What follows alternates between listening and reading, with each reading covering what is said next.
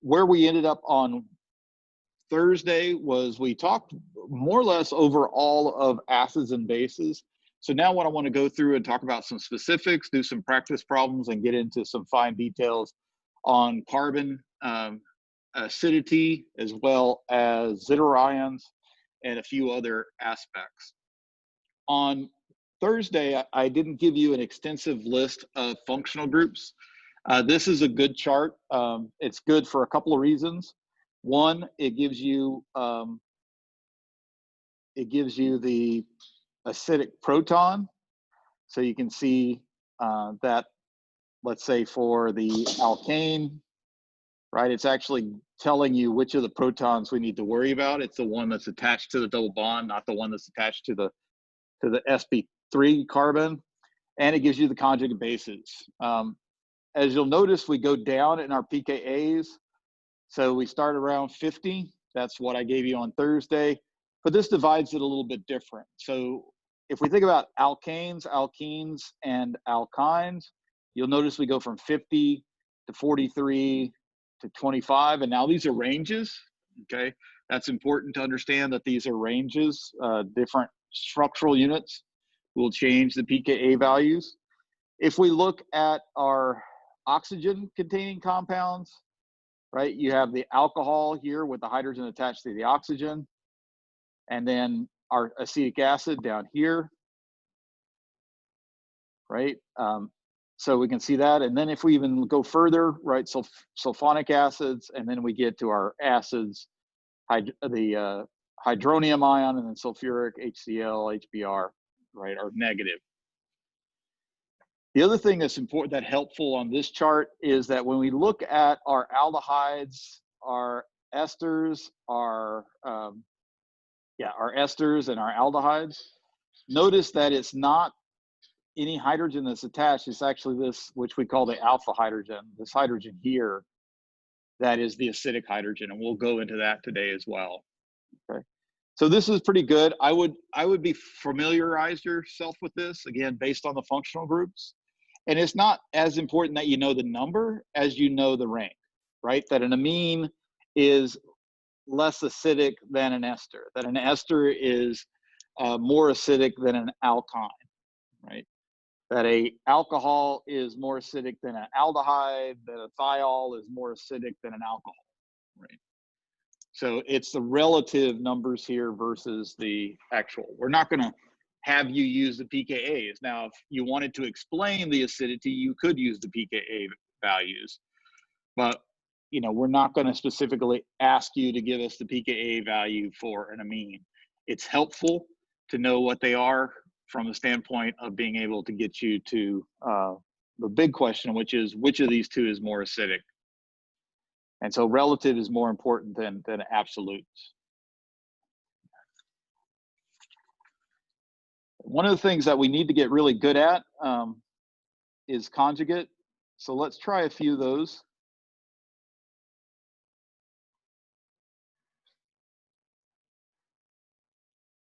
So a conjugate base, if we take a generic base, I don't know why I'm in blue, but if we take a generic base,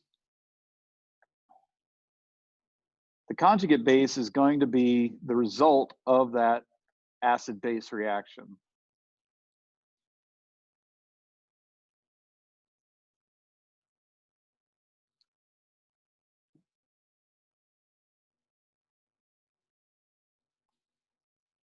And as we talked about on Thursday, often looking at your conjugate base is a good way for you to determine what's the most acidic proton, because it's easier to look at negative species to determine stability than it is to think about neutral species.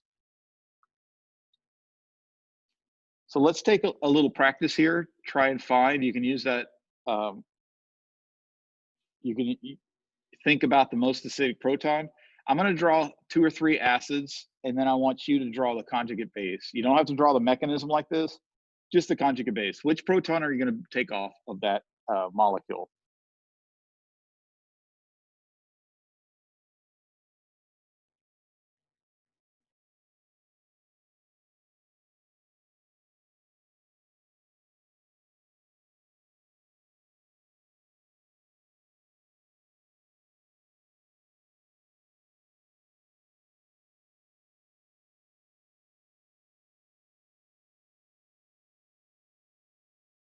So let's take a little time, draw the conjugate base for these three.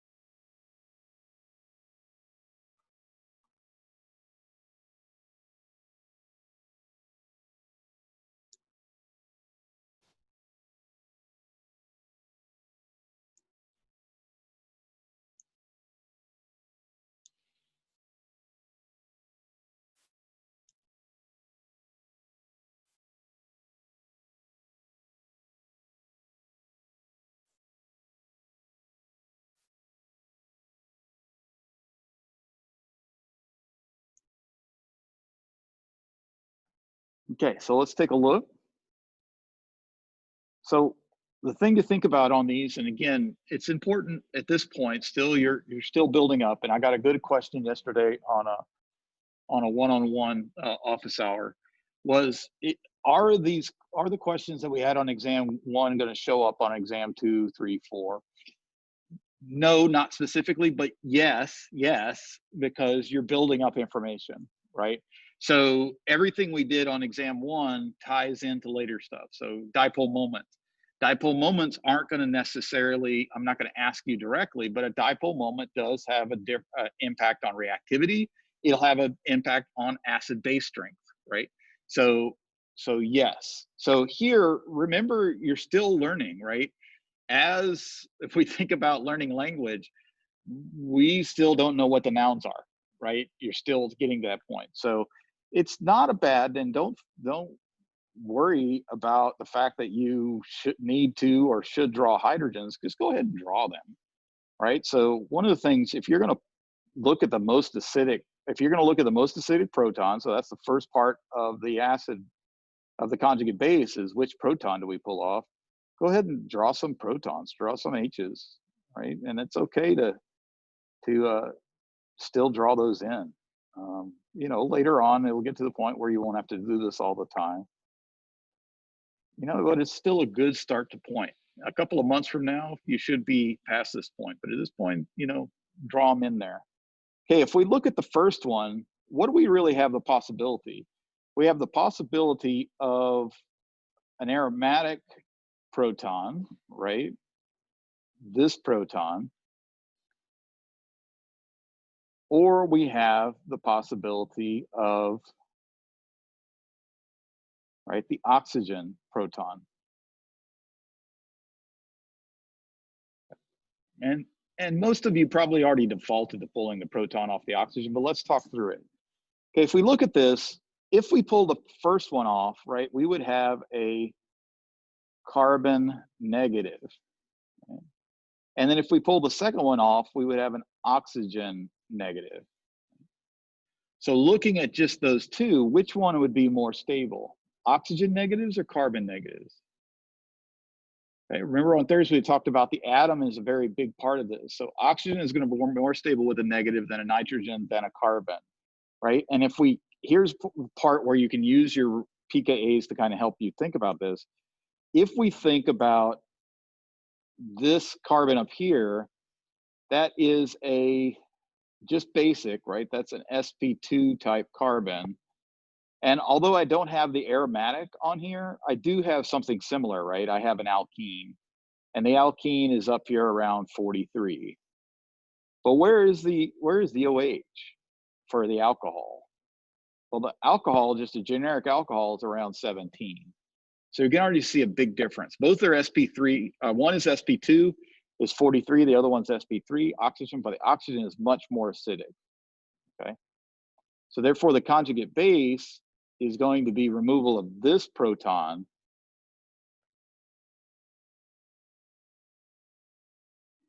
giving me this anion, right? So this is my conjugate base. This was all the question was. All that was just to try to walk you through to the point of getting to the conjugate base. If we look at the second one, right, we have all alkane hydrogens, right? They're all alkanes. And so in this case, what I'm going to do is I'm going to go ahead and draw all of those. Now, do you need to do that every time? No, but it's not a bad idea the first few times. So let's say we take the negative off there, take the negative off here. All right, take the negative off there. Take the negative off there. And take the negative off there. Now, if I'm looking at the conjugate base, what is different about all of these? They're all sp3 carbons, right? So they all should be about in the range of that 50, right? If we go all the way back up here, right? They should all be somewhat in that range of 50. But what's different about these? Well, it's this dipole moment. Oops, that direction, right? So there's an inductive effect. Right, so one of the effects we can have to increase acidity, right? We have the original atom is it carbon, nitrogen, oxygen. In this case, they're all carbon. Then we can look at resonance. Is there any possibility of resonance here? No, there's no double bonds, no lone pairs. Well, there's lone pairs on the chlorine, right? But there's no double bonds, so those lone pairs are isolated. And then there's inductive, right? So then we can start looking at inductive. Inductive is this dipole, right? It has the possibility to pulling electron density. Well, of these five, right, which one is that inductive effect going to have the biggest impact on? That one. Okay. Now, inductive, if we think about resonance, resonance is actually moving electrons, right? So you're moving electrons. In resonance, is there a problem with distance? As long as you can move those electrons, there's no problem with distance, right? I can move those electrons. I could go, you know, if I could keep it planar, I could move those electrons down 100 carbons. But inductive, what's happening? I'm pulling electron density through the sigma bonds, right? I'm not actually moving electrons. I'm pulling electron density through the sigma bonds. So therefore, inductive effects have a very specific distance. The closer the electronegative atom is, the more the impact. The further it away, the less the impact. So having the chlorine right next to that negative on this conjugate base form means that this was going to be the one that has the most effect. What would be 2? What would be second? Well, it would be this one, right? And this one. Those would be about the same, right? And then we would end up with third, right? And then fourth. Okay, you had a question. Less acidic, yeah. So if we think about it, the pKa is the negative log of the Ka, right? So therefore, the bigger the pKa, the less acidic it is. So, and the best way to think about that is the things that you think of as really acids are negative, right? So if you think about hydrochloric, hydrosulfuric, so forth. If you remember those, then you know which direction it goes.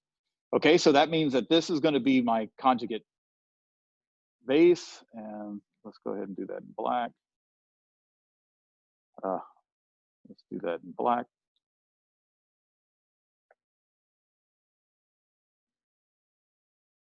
Okay, so figuring out the conjugate base here is also important to figure out which of those protons are the most acidic. And in this case, it would have been good to go ahead and think about all the possibilities. In the last one, again, here we can look at what would be potentially pulling off. We've got the hydrogen attached to the oxygen, or hydrogen attached to carbon, right? So if we think about oxygen negative is going to be more stable than oxygen carbon negative. So just at the root, that's where we are. If we think about functional groups, I have an alkane, about 50 to a carboxylic acid. Where's the carboxylic acid? Well, the carboxylic acid is down here around 4. right? So we have a huge difference in pKa value. So therefore, the most acidic is going to be the one attached to the oxygen, and my conjugate base is going to be this. Okay, questions about these? It's a good to go ahead and just do a good set of these. There's a good set on the online homework. There's also some in the practice. Just what is the conjugate base? What's the conjugate base? What's the conjugate base? Because that builds into then what's the stability of a reaction, right? So the better you get at this, the faster you'll be able to do the higher questions. So let's look at conjugate acid.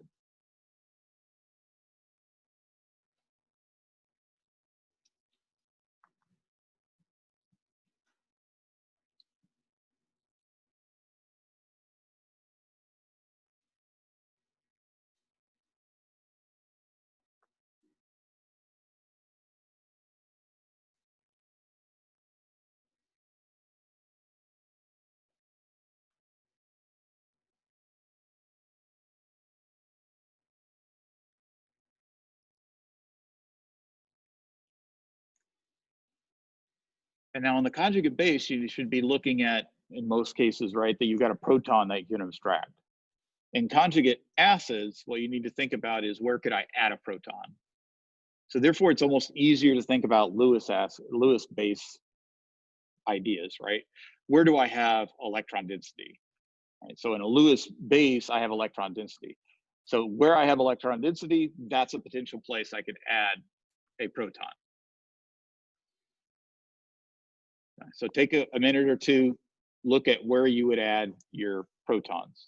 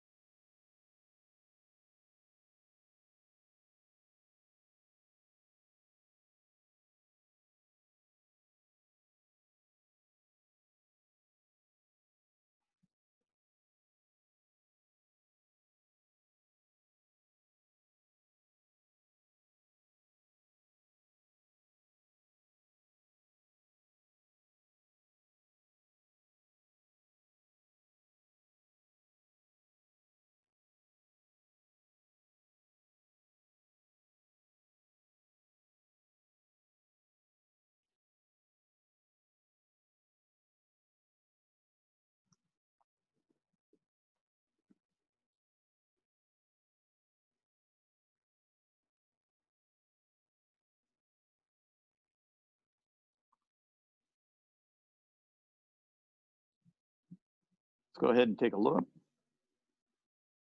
Okay, so if we think about the carbon side of this, and for this one, let's go ahead and put all the hydrogens in.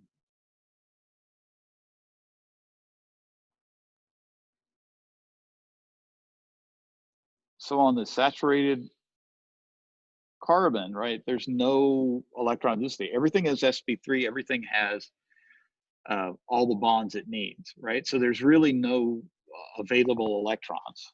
But when we look at the oxygen, right, it has 2 lone pairs. So if we had it react with a generic acid, right, so HA,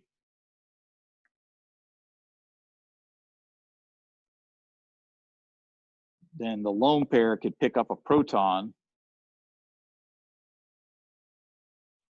sending electrons back to the anion, the A.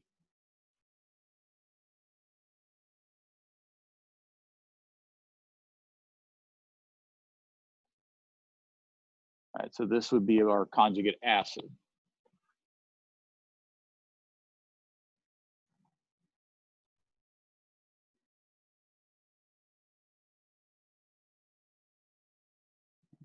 Same thing on the next one. We have a carbon that's fully saturated. We have a nitrogen with a lone pair.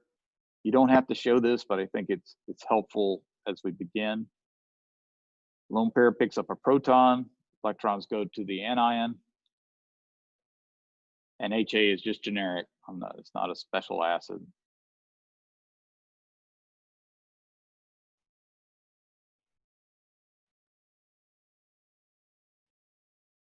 So we get this CH3NH3, right? So we get a positive. So this is our conjugate acid.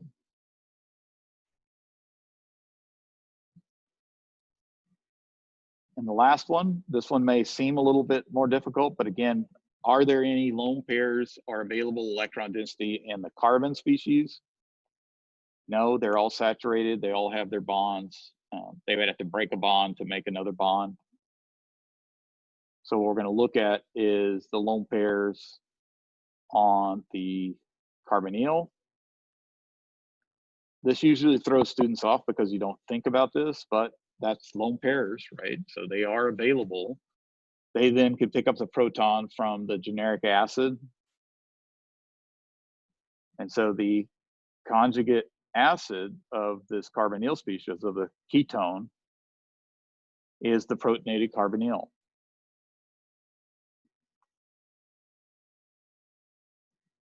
Yes, ma'am. Make them what? Yes, but it depends on the stability of the acid, right?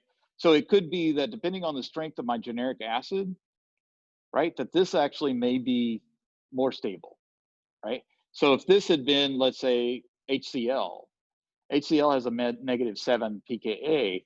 This has a pKa of around 2, right? Same thing up here. If we looked at this, well, we know this has a pKa of about -1, 0 to -1, right? So if the acid was something like sulfonic acid, then it's going to push it forward. Now, if the acid was something like, just alcohol, well, that's not acidic enough to do this, right?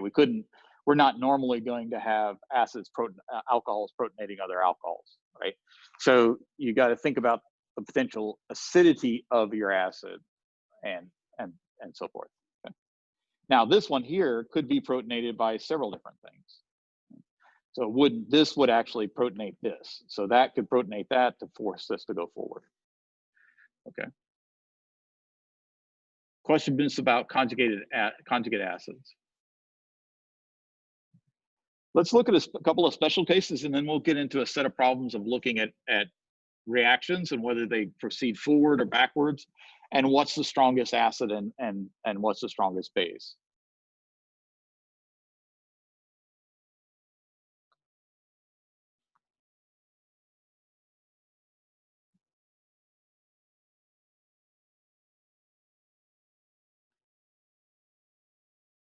Okay. Phenols are very common in biological systems. Phenolic acid, way early on, was a common disinfectant.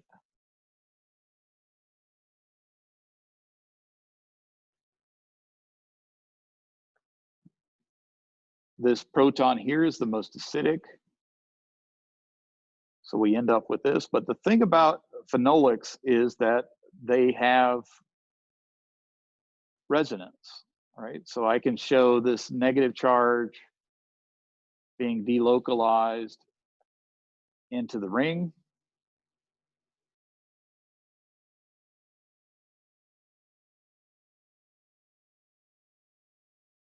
We can do that again. Oh, make sure I put my double bonds on. So electrons moving, pi bond moving out.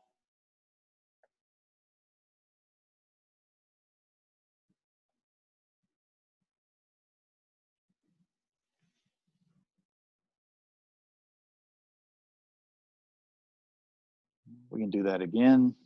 Electrons moving out.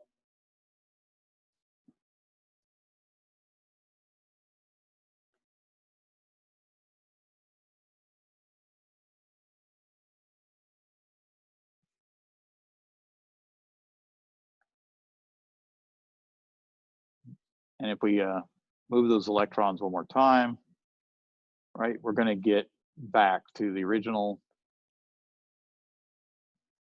And the triple bonds are a little bit different place, but remember it has symmetry, so it all works out. So in phenols, right, we have where they're going to be much more acidic than a normal alcohol because I can delocalize this negative charge throughout the ring.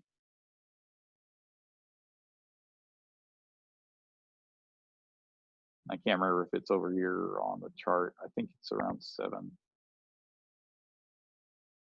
No, they didn't put phenols, but phenols are around, I think, 9 to 10 pKa. Okay. So the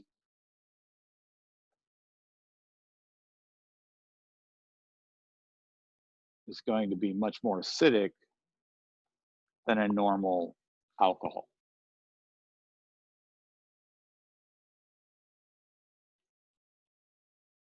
And again, we can use the conjugate base as our reference here. It's more stable, so therefore it's going to be the acid of that conjugate base is going to be more acidic.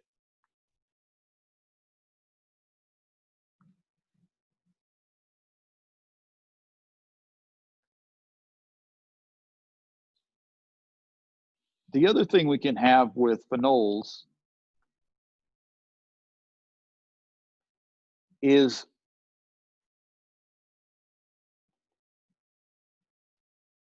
impacts from resonance and inductive effects. So if we look at the first one, pull that proton off,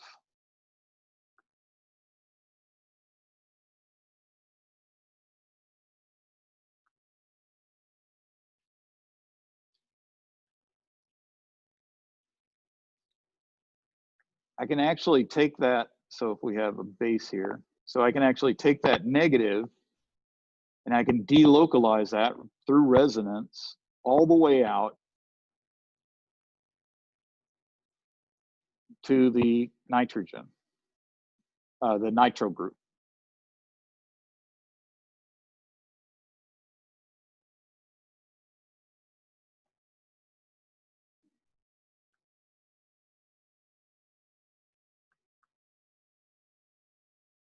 Okay, and we would have several other resonance contributors just like we did before around the ring.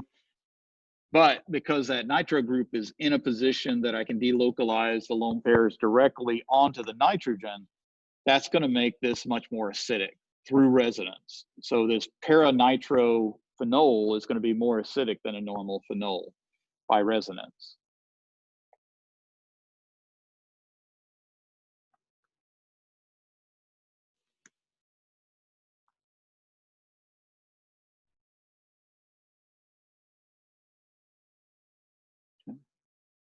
Similarly, with the chlorine here in the para position,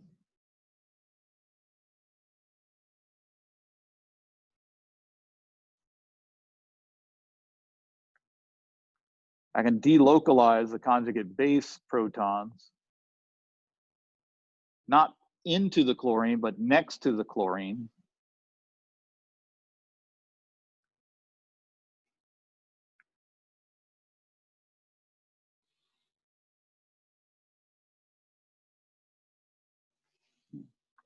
Which will have a stabilizing effect through inductive. And much higher than I would have expected, right? We probably would have expected some some inductive effect because the chlorine's on there, but because I can delocalize the negative charge right next to the chlorine, that's going to give us a much bigger impact. Not as big an impact as the resonance, but a bigger impact than I would expect thinking about the distance between the oxygen negative and the chlorine negative and the chlorine.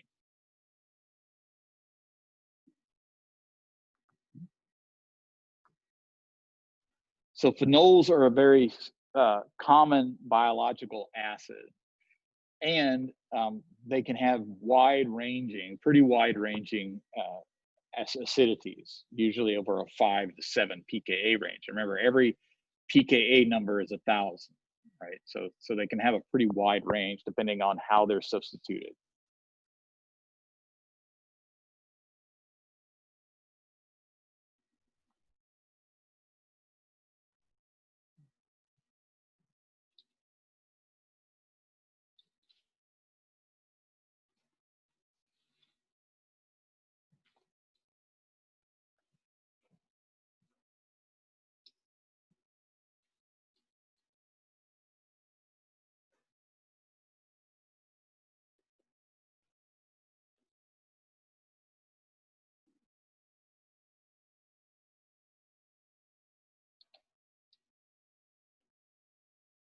Now, carbon acidity is usually not that important because of the pKa values of these. If we look at, we're talking about a CH3, CH2 negative, CH2, CH negative, and then a CHC negative, right? And if we look at the pKa values for these, we're talking about a pKa of about 50. And it always says about 50 because it's hard to measure. It's so low, it's hard to measure. Here we got a pKa value in the low 40s, 43-ish. And then when we look at the alkyne, right, if we go back up here to the chart, we'll notice that the alkyne is not around 30 or 40, right? It's actually down here at 25. So our alkyne, so up here we have the alkane, the alkene, they're really close together, but instead of finding the alkyne here, it drops all the way down here. The reason for that has to do with the hybridization. And the pKa values, the acidity has to do with the, so if we think here, this was an sp3, this is an sp2, this is an sp. So we start with an sp3, sp2, sp. What that means for the sp3 is that this is, 25% S. When we go here, right, we're dealing about 33% S and then 50% S. When we think about the hybridization, right, we've got our hybrids here.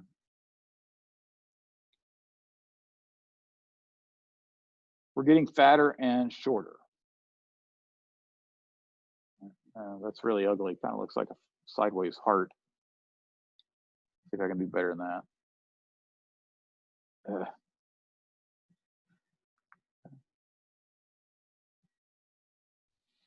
Because of that shorter SP character and the fact that we have more SP character, that's actually stabilizing. Okay, so this is more stable.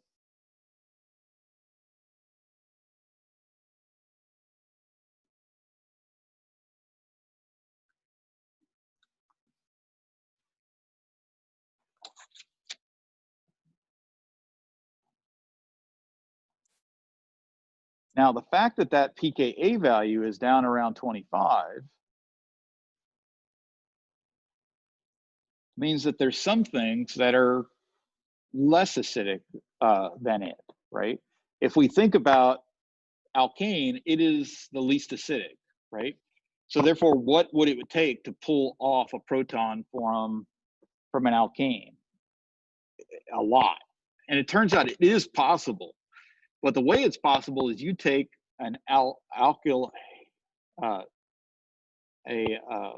sodium or lithium in solution, right, with the alkane. So you're taking a very reactive metal and just throwing it in with the alkane, and you'll get some, through a reactive reaction, you will get some of the alkoxide, right? You'll get some, not the alkoxide, but the alkyl anion. Okay. The next one, what would it take to pull the proton off of an alkene? Well, this would pull the proton off an alkene. Would much else pull a proton off an alkene? Not much, right? But since this is around 25, we may have different options. So let's go up and look at our pKa values. Again, I know you're learning these. So, anything above a value could actually deprotonate it. So we could see that, of course, an anion of an alkane could do it. Hydrogen negative could do it, right? So if we had a sodium hydride, that could pull off that proton, or a nitrogen negative could do that, right? So the conjugate base, this could pull a proton off that. This could pull a proton off that. So that's the way this works, right? Is the conjugate base can pull a proton off of the things below it. So that means for this one, there's actually a very convenient reaction. That's not throw sodium into, a vat of hexane and hope for the best, right? There's actually a reaction you can go do in the lab and it won't blow up. Which is you can take the alkyne,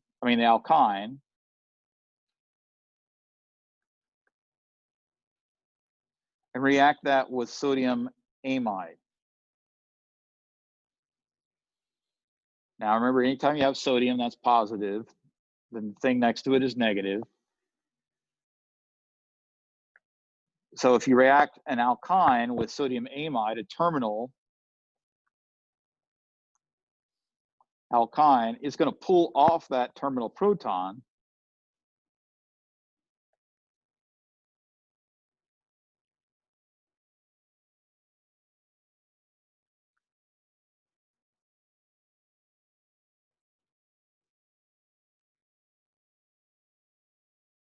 Right? The positive charge on the sodium is just going to go whatever's negative, and I can end up with this carbon negative.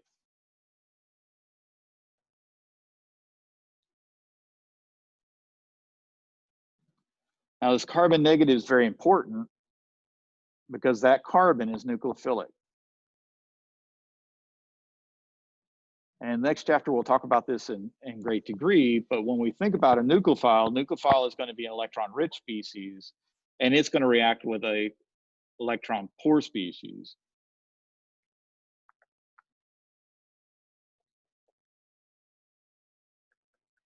So theoretically, this species that could then react with something like this, right? This has the dipole moment going towards the bromine, which means this is electron poor.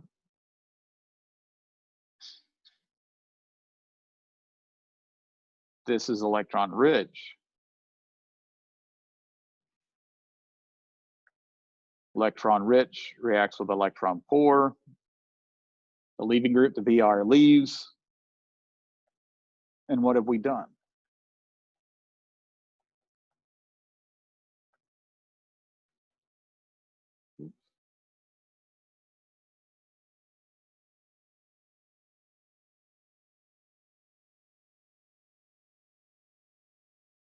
We made a carbon-carbon bond. Okay. Now there's some other reactions that we'll look at throughout the year, but the fact that the acidity of this terminal alkyne is pKa 25 means that a somewhat very usable base, such as sodium amide, can pull that proton. Once we pull that proton, now I have a carbon negative nucleophile that can then react with carbon electrophiles. If the carbon nucleophile reacts with a carbon electrophile, I form a carbon-carbon bond. Why is that important?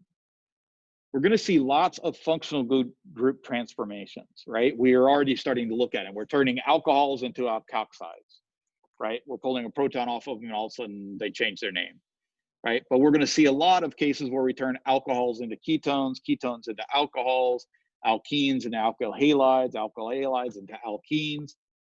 But the thing that you need to start to stack up and keep in mind is carbon structure. Changing a carbon structure is a rarity. Now, it's not so rare that you don't ever see it, but it is when you look at a carbon structure, if the number of carbons in that molecule has changed, there are a few set of reactions you're going to learn this semester to make that change, okay? So carbon structure changes are one of those things that we need to collect and be very aware of. This is one of those, right?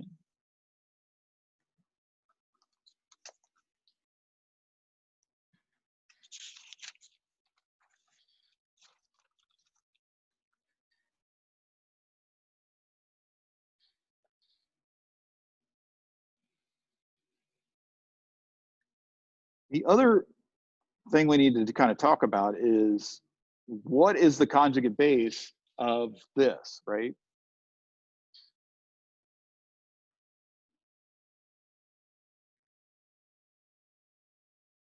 So if we draw in our protons,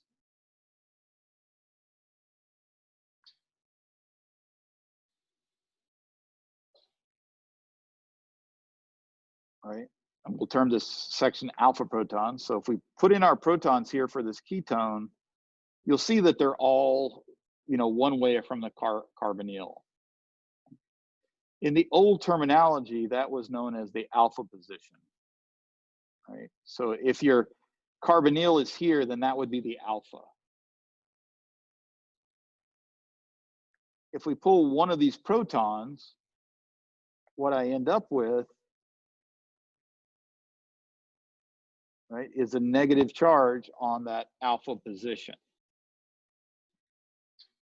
Well, that's going to delocalize into the carbonyl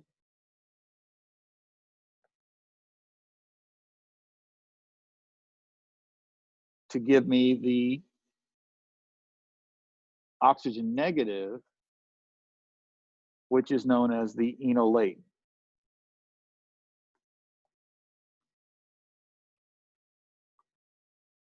Now, these are in resonance, right? But which of these two would be the one that you would think would exist the most?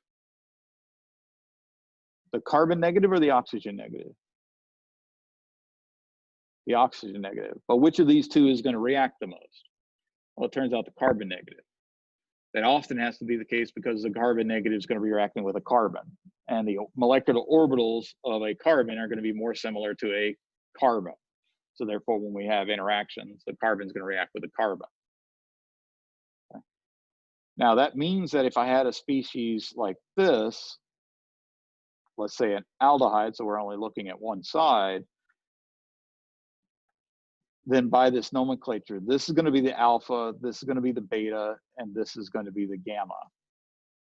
So let's look and see what's the difference between pulling a proton off of each one of these. So we're going to pull one off the alpha, pull one off the beta, pull one off the gamma.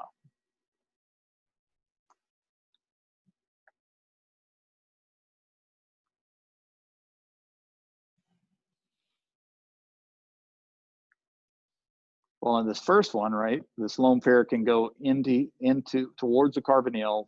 Oxygen can get the electrons. And I have this resonance contributor. How about the beta? Well, the beta's here, what's here? sp3, right? All the carbons and hydrogens, all the hydrogens are here, sp3, right? This negative charge is isolated. Since it's isolated, what's the pKa value here? The pKa value would be somewhere around 50, right? That's an alkane. If we look at the next one, again, sp3 carbon with all the hydrogens next to it, this one's going to be isolated. So again, the pKa value of that proton is going to be around 50.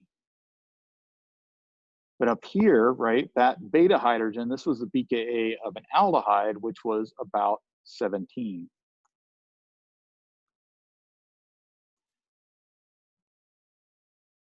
So when we're looking at,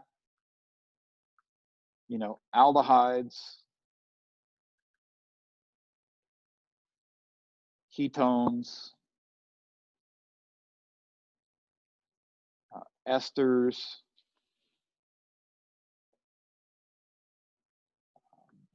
amides are funny. You won't see many of those, but we can say amides, especially if it's an amide like this. All of these, what we're dealing with is the alpha protons. And the reason those alpha protons are more acidic than we'd expect is because they can all delocalize to the oxygen negative, right? So all of the conjugate bases of these, oh, that's not right.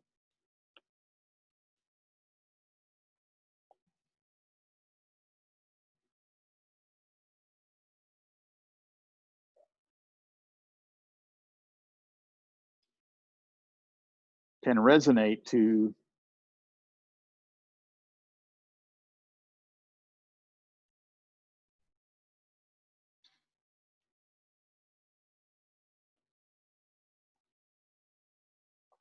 these species, right? So the conjugate base of these alpha proton abstractions would be able to give me an oxygen negative type species.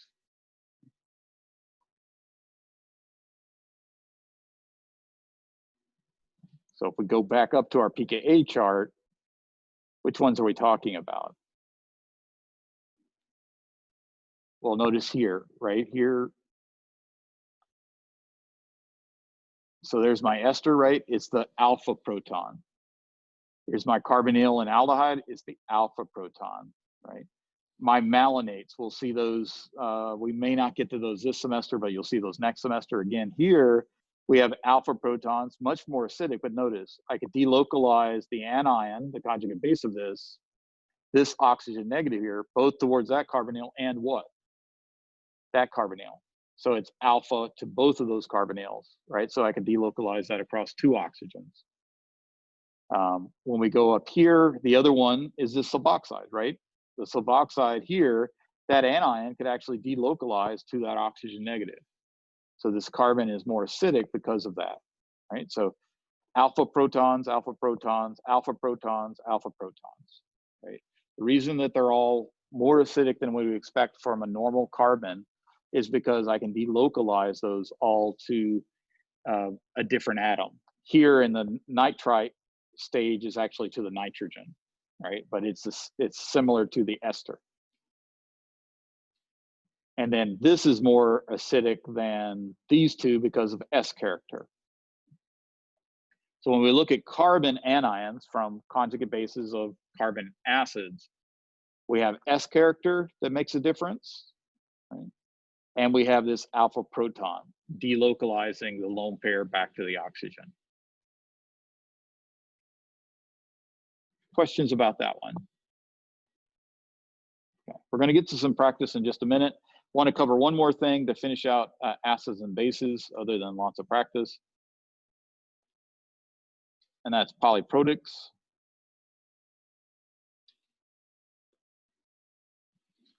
Again, one of the things we want to look at is biological systems. And in biological systems, we have a lot of amino acids.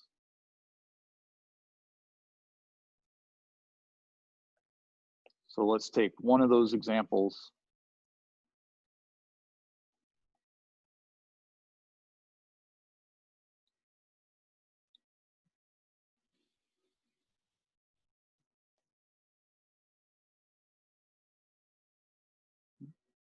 So looking at this carboxylic acid, right, you should notice a couple of things about it.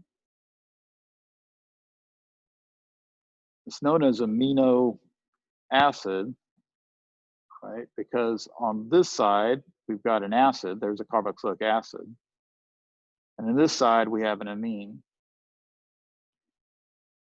The amine, as it's shown, has a lone pair, right, and could act as a base. The acid has the proton here, and as a carboxylic acid, we know that it behaves most often as an acid. So the amino acid, as drawn in neutral species here, has both something that would behave as a base and an acid under normal conditions. So one of the things to understand about these types of species, and biological species have a lot of these, is that we need to consider what the pH range is. Now, we're not going to spend a lot of time on Henderson-Hasselbalch equation. You'll get that in biochemistry quite a bit. You might see it next semester, depending on who your faculty member is. It's a way of figuring out what the pH value would be from a polyprotic using pKa's to determine pH. It's not a hard calculation, but it's one that at this semester, I don't think it's worth spending a whole lot of time on, although the Soderbergh book goes ahead and introduces it. But what you have to consider is what's going on with my pH ranges. And so let's look at three possibilities. Low pH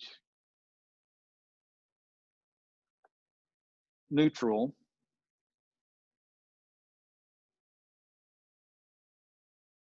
and high. Now, low pH means acidic, high pH means basic, neutral 7, neutral, right? So therefore, when we're thinking about low pH, what's going to happen is that I'm going to have enough protons out there.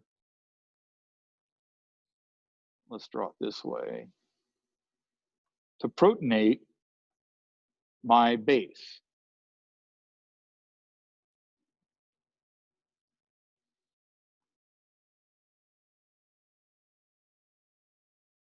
In the high pH,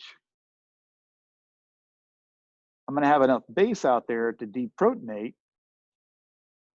my acid.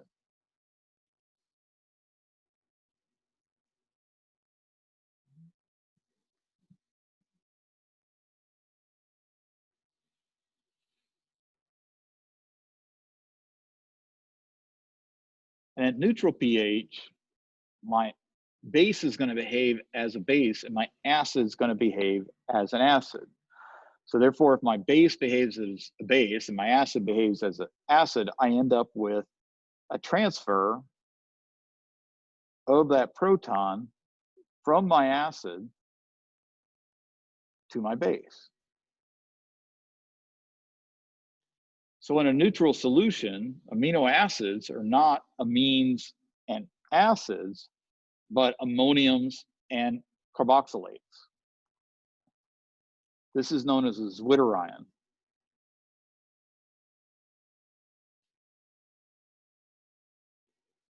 Oops, positive. And of course, this is one of those where it's like, wait, I got a positive and negative. This is the normal species I would see in a neutral solution, is this positive and negative. And that has to do with the acid and base nature of that very acidic carboxylic acid and that very basic amine. And if we look at our pKa values, what's the pKa value of the carboxylic acid where we started here, right, versus the pKa of that ammonium? We can go up and take a look at that. Right? And we can see that our carboxylic acid is down here around 4. So that species. But then when we go to our amines, right, our amines are way up here. Sorry. Our amines are right here. So the ammonium, so that acid. So again, they're close, right? They're not huge, but based on the idea that the conjugate base can deprotonate, that means that this NH3 can deprotonate that carboxylic acid to leave me with these two species as the more stable form. Okay. Questions about this? This one will catch you in biochemistry if you don't think about it, okay? So this is one of those that'll come back up later and will throw you off. Got to think about the fact that, yeah, that's 4 and that's 9. That doesn't seem that big, but what's every number? 1,000, right? So that means that there are, you know, what is 1,000? 10 billion difference between those two. Or is it a billion? Or is it 100 million? Somewhere in there, okay. Right, so that's why we get this, when we look at this polyoprotic in a neutral species, that's what we come up with, right? So being able to identify this zwitterion is going to be important, and being able to think about these different acids in different pHs will be important. We won't do calculation with Henderson-Hasselbalch equation this semester. You will see it next semester, and you will see it in biochem. I almost guarantee it. You'll see it several times in biochem. Okay. All right. So let's do some practice for the last several minutes here.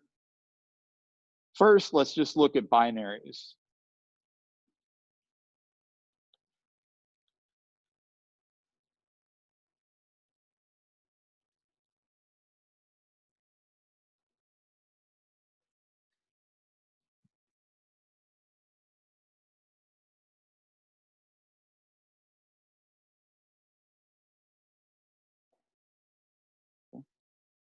Let's do a few of these.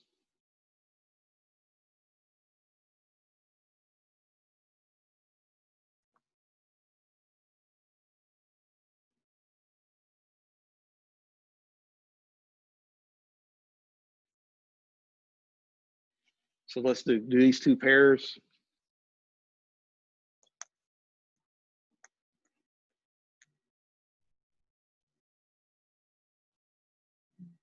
Let's take a couple of minutes.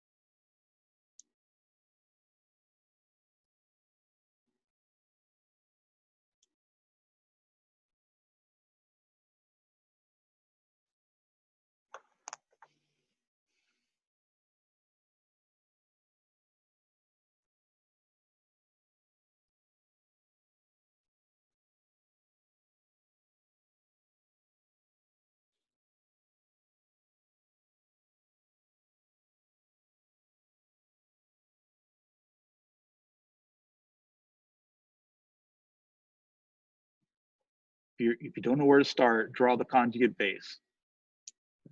Don't know where to start, draw the conjugate base for each.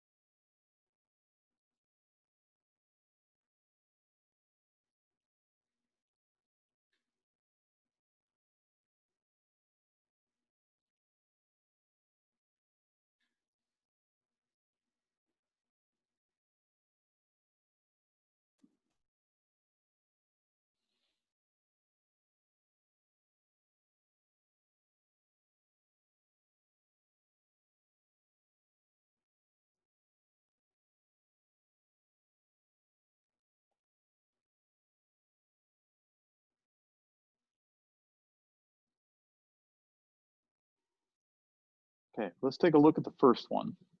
So in the first one, the conjugate base is right here underneath, right? So we pull that alpha hydrogen off here to give us this. And of course, this enolate form here is going to be the more stable form, but this is going to be the one that's going to be reactive. So if we look at those resonance structures there, and then if we look at the resonance structures here, and if we just look at this part of it, they look identical, right?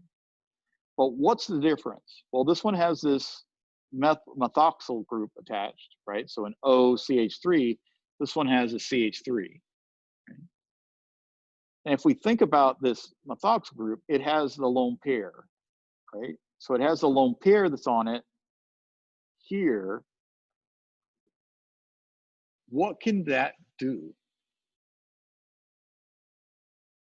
Well, that lone pair actually could potentially send electron density into the ring, right? So potentially I could end up with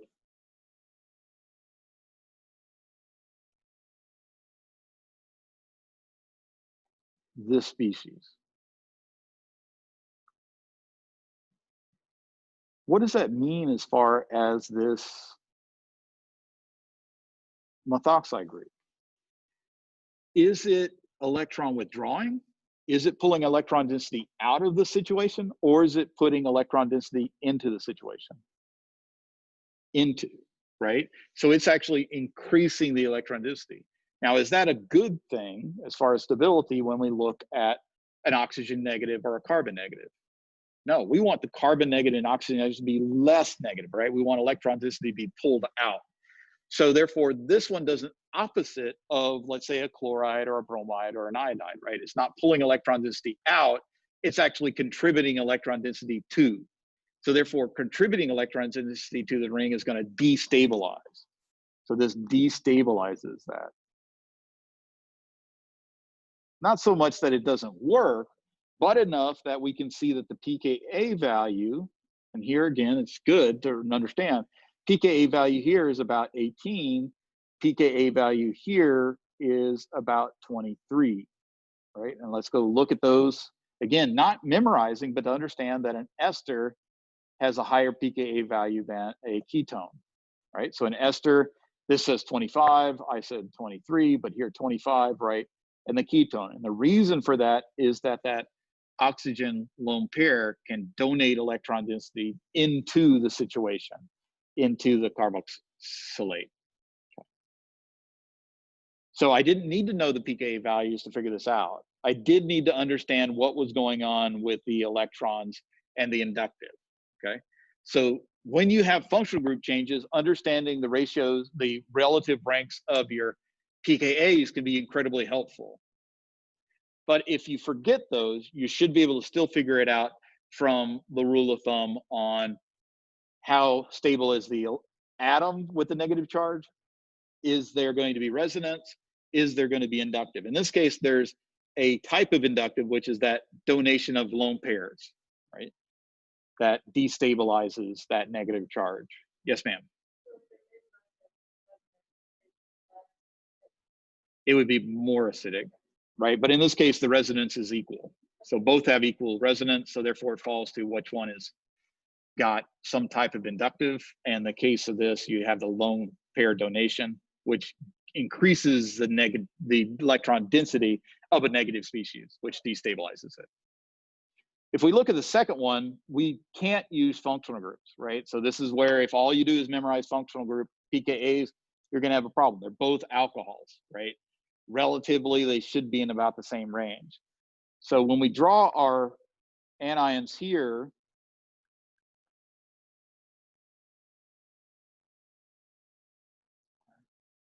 we don't have any resonance, right? There's all sp3 carbons around it. There's nowhere I can move those electron densities, but there is an inductive effect, right? So that would pull here, which would pull here, which would pull here, right? Which would pull a little bit there, right? I guess we can stop there because it's that one. But over here, we pull here, right? And we pull there. So therefore, since this inductive effect is greater,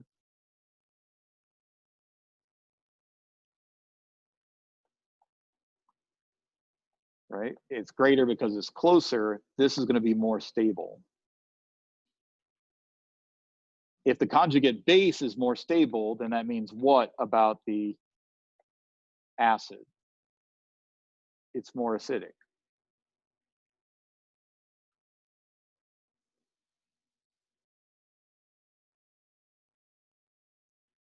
Okay, so this would be the more acidic here. Here, because the inductive effect is closer to the negative charge, this would be more acidic here. Questions? Yes, ma'am.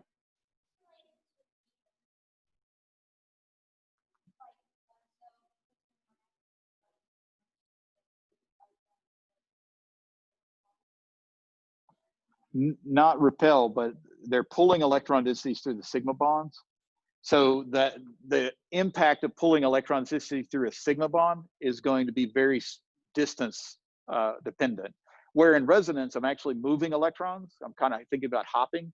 Therefore, it doesn't matter how far it is, right? As long as they're in conjugation, I can move those electrons. Here, it goes through the bonds. So every time I go through a sigma bond, it's going to decrease the impact, right? So decrease, decrease, decrease, decrease. So distance has a big impact on inductive effects. In the case of the oxygen lone pair, this is still somewhat of a resonance impact, right? So it's a donation of electron density, right, to get me to a different resonance. So therefore, it also has a very specific distance. It can only occur if it's right next to it. This electron density from the oxygen wouldn't occur if it was 2 or 3 carbons away. It only occurs because it's in the ester position. Okay, let's try one problem. We'll probably do a couple of more of these on. So this one is it going forward or backwards?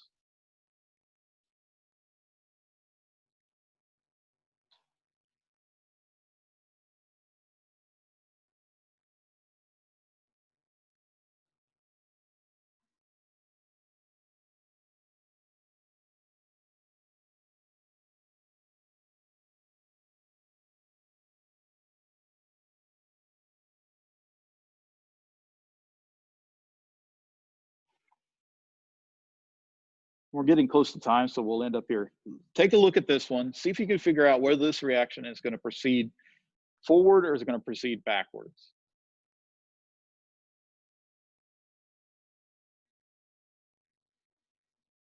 And the answer to that is, where's my strongest acid? Where's my strongest base?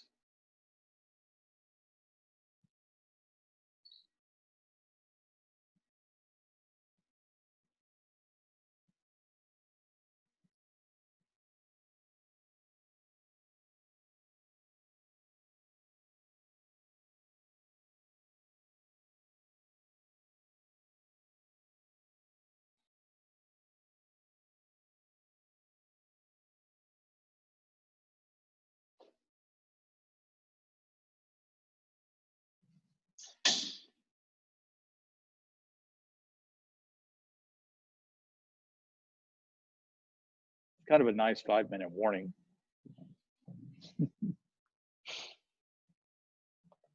I want to say I appreciate y'all coming in person. It's nice to see your faces. So we're pretty far distance in here, and the evidence we've been watching, I get updates a couple times a week. We see no transmission on campus, so that doesn't mean it's not occurring, but all the evidence suggests it's not occurring. So, it's been nice, and we're starting to bottom out, which means, you know, we may make it.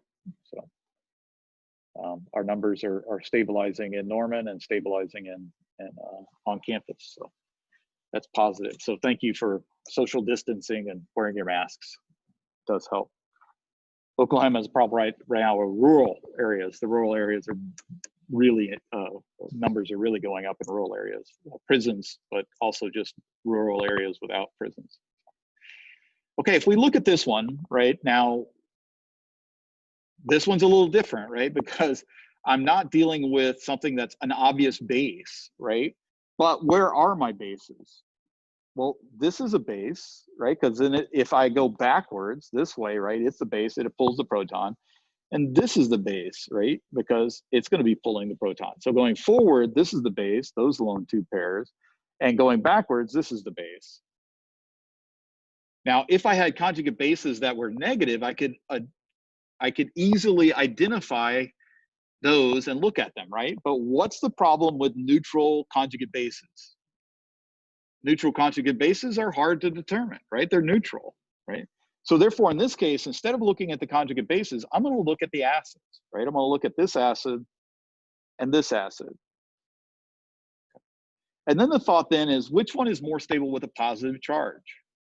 So just like when we had our oxygen negative is more stable than our nitrogen negative is more stable than our carbon negative, now we need to look at it the opposite way, and we need to think about which is more stable, a nitrogen with a positive or an oxygen with a positive. And based on electronegativity of those two atoms, it's the same as what we saw for the negative. If the oxygen is more stable than the nitrogen negative, then the nitrogen positive should be more stable than the oxygen positive. So our nitrogen positive, right, is going to be more stable than our oxygen positive. So this one should be more stable.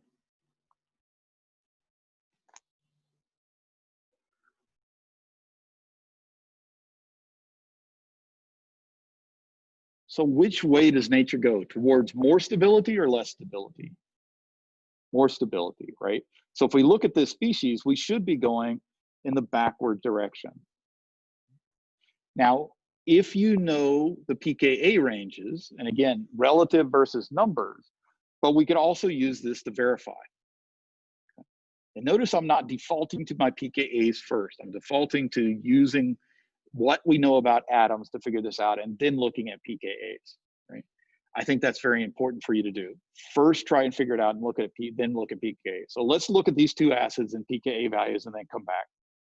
So going back to the top, right, we got our pKa's. We're looking at the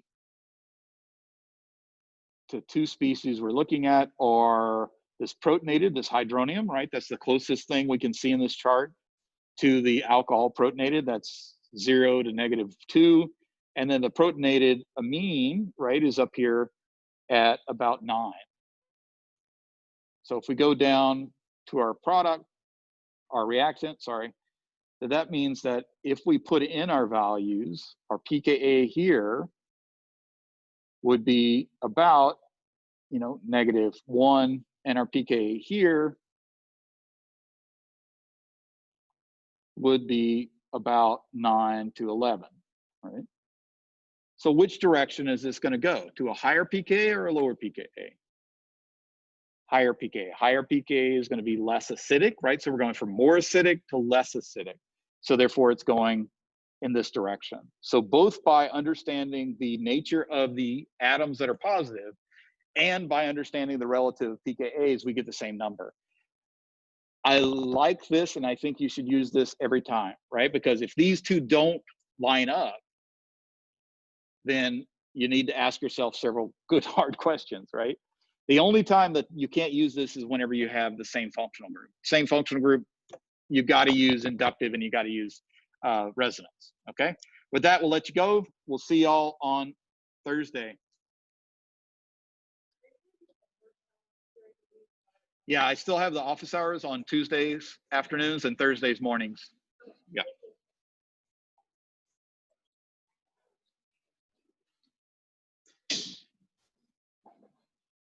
Yes, ma'am. I have 2 questions. First one is why